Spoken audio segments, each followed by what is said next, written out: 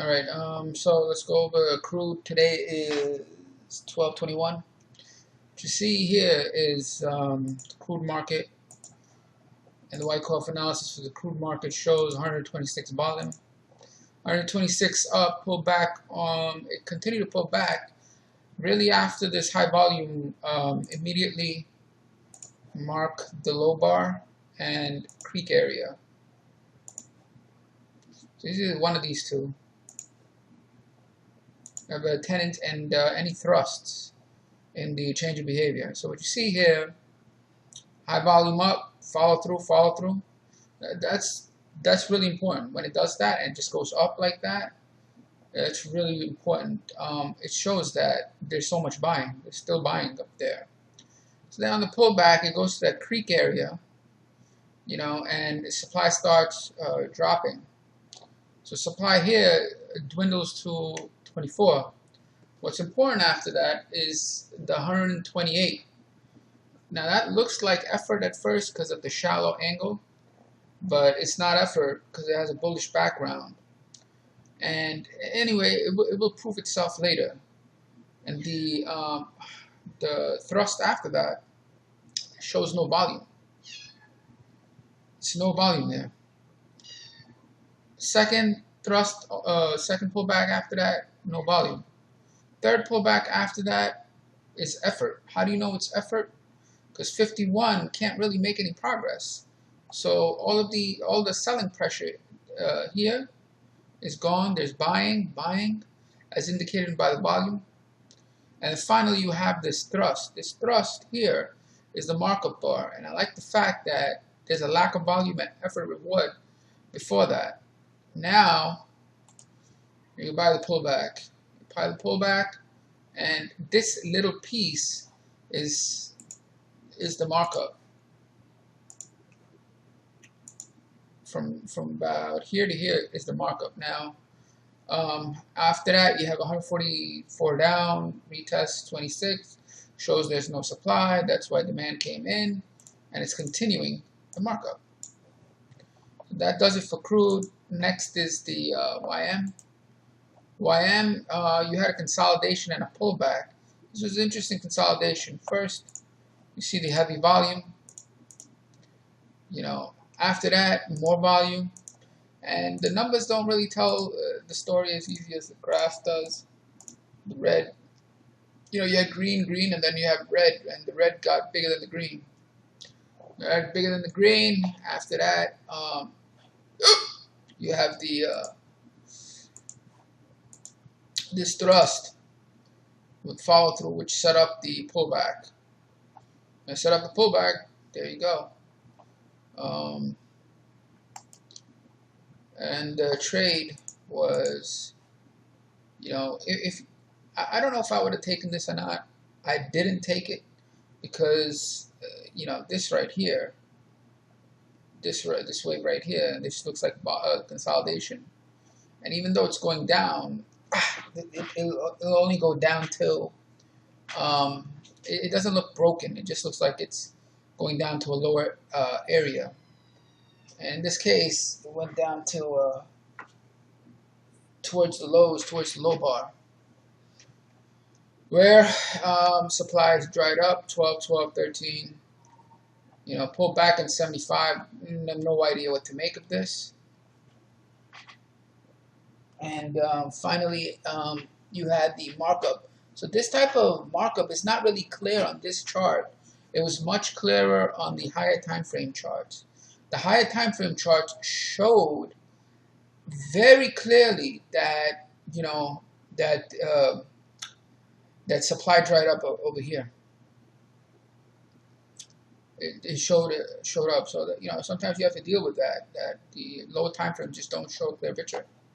Don't show a clear picture, don't trade it. Next market is gold. What's critical about this is that you had high volume, no volume pullback, and it continued higher. See that? It's the same as before. It continued higher. And it goes up, down, up, up. It means that there's trading going on. They pull back, and it just didn't pull back, which is very strange. This right here, a lot of folks call it a rising flag. but all this means is extremely powerful, because they just won't let it fall back. The creek area was here. It didn't go there. Instead, there was effort that couldn't even break the 6. Thrust right after it, come down 6, 6, 6. Goes up on 27, finally pull it down on 26, reaccumulated here. It's just pure strength. So how do you get in on something like this? You don't. Because for me, with gold is a very tricky market. And they like to, do a lot of things in the middle and come all the way back down to test the lows. So for me, it's really trying to get in around here. Okay, but today, on the basis of principles, how you do it is once you've identified this as effort, and you don't know it's effort because the following wave basically took out the high. You can get in on the retest. Yeah, I don't know if it went there exactly, but that would be the point to get in. In any case, there was another one here where you had effort. Comes back up, 6, 6, 6, 6, 6, 6. All this is showing is there's just no supply. Absolutely no supply until finally you have this. And even this type of movement here is very skeptical because this is a very strong trend. So the volume 19 or 33, 33 is kind of getting heavy, but I'm not too sure. There's something going on, and I think the higher time frames may be in markup because it looks fairly strong. And when the higher time frame is markup, you don't go short. You just don't, because every sell signal will be a buy signal for the guys who are wanting to buy the pullback. Moving on to the euro. The euro, most good about this market was, it had a very clean cause. Over here on the 11, basically the supply dried up, and lack of supply caused the increase in demand. On 80, pullback up, down 68, immediately 13 and 12. What is the significance of a heavy volume pullback followed by low volume tests? This here is extremely bullish. Okay, it is extremely bullish only because it has a bullish background. Once it has a bullish background and it pulls back like this on heavy volume, and then test and retest, on no volume, it's very bullish. And if this was the other way around, it would be very bearish. Okay, the lack of volume once and twice is a clear indication that there's a lack of supply. And some folks even call this a change of behavior, meaning the behavior of what seems to be heavy supply immediately drying up like this is very bullish. It's very bullish, but it has to be fitted with the proper context, and the context is there's cause, there's a background that's very strong, very bullish, and the pullback really, it just went to like this area over here. Okay, and then what's critical is also that after every down bar, this bar and this bar are on thrusts.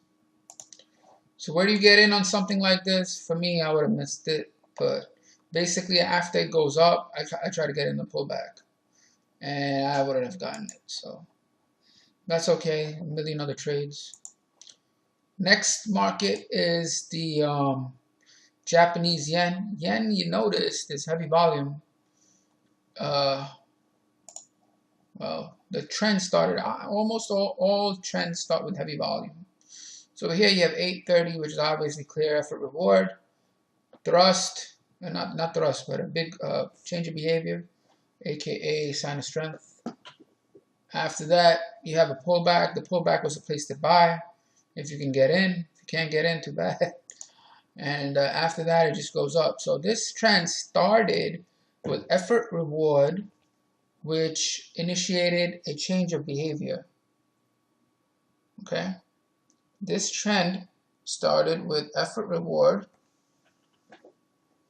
that initiated a change of behavior.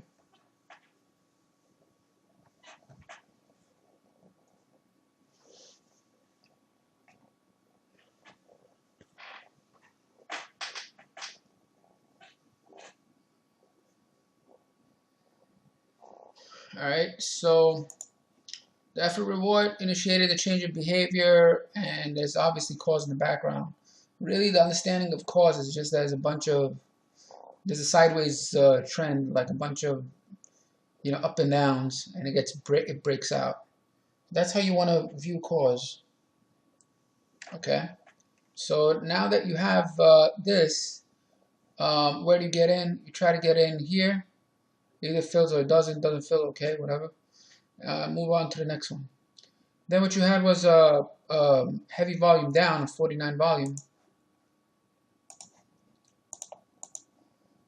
and it went up to the low volume area, and then it continues. So this right here is a downtrend, only because you got your selling, you got your test, your follow through. Currently it's in a downtrend. So what's interesting now is that you have heavy volume come in here, 41s. So we'll see what happens with that. So again, I've gone over the yen, the euro, gold, the notes. I think I went over the notes.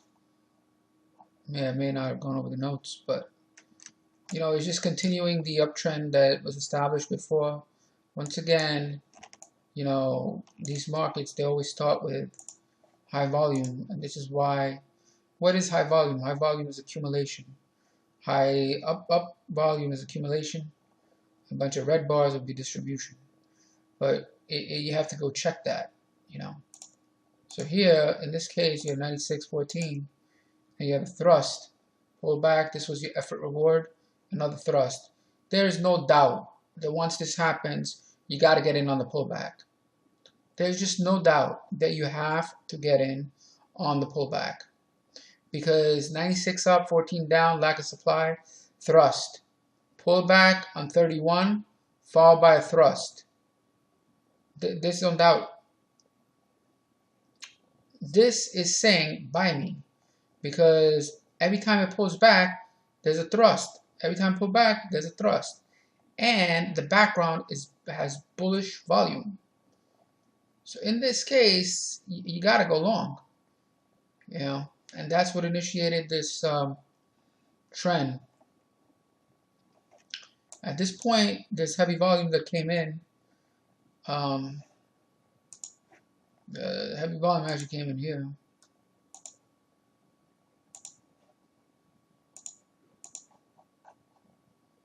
This may have been the climax. This looks like what call a buying climax in the Wyckoff method. But it really remains to be seen. I don't see any clear evidences of a clear break and follow through with effort reward signals and blah blah blah. Over here, it's just developing. But right now you have 40, 13, 70. A pullback here, they're buyers. There would be buyers right here because it's a low volume area with bullish strength in the background. So this is a strong mark. Can't really short it. The YM, I already went over. The key things to really remember is, looking for thrusts, being able to read the low volume, and seeing how the volume dries up. Specifically in this example here, when it's 68, 13, 12, looking for volume, looking